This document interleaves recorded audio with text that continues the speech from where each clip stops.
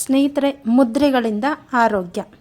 ಈ ಮುದ್ರೆಯನ್ನು ಮಾಡುವುದರಿಂದ ಹೃದಯದ ಚಟುವಟಿಕೆಗಳನ್ನು ಉತ್ತಮವಾಗಿ ಮಾಡುತ್ತೆ. ಹಾಗೆ ಹೃದಯದ ಮಾಂಸಖಂಡಗಳನ್ನು ಬಲಗೊಳಿಸುತ್ತೆ. ಶ್ವಾಸನಾಳದ ಕವಲುಗಳನ್ನು ಕೂಡ ಮುಕ್ತಗೊಳಿಸುತ್ತೆ ಮತ್ತು ಆ ಭಾಗವನ್ನು ಸಡಿಲ ಕೂಡ ಮಾಡಿ ಬಿಗಿತವನ್ನು ಕೂಡ ಕಡಿಮೆ ಮಾಡುತ್ತೆ. ಅದಷ್ಟೇ ಅಲ್ಲ, ನಮ್ಮಲ್ಲಿ ಧೈರ್ಯ, ವಿಶ್ವಾಸ ಮತ್ತು ಇತರರೊಡನೆ ಸ್ಪಂದಿಸುವ ಗುಣಗಳನ್ನು ಕೂಡ ಈ ಒಂದು ಮುದ್ರೆ ನಮಗೆ ಕೊಡುತ್ತೆ.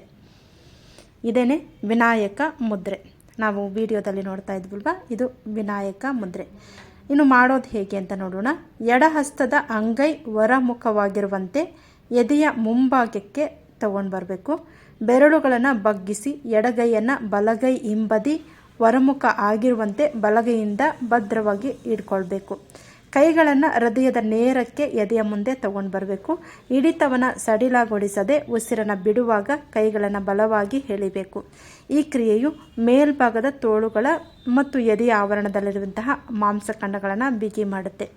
ಉಸಿರನ್ನು ಎಳೆದುಕೊಳ್ಳುವಾಗ ಈ ಬಿಗಿತವನ್ನೆಲ್ಲ ಹೊರ ಹಾಕಬೇಕು.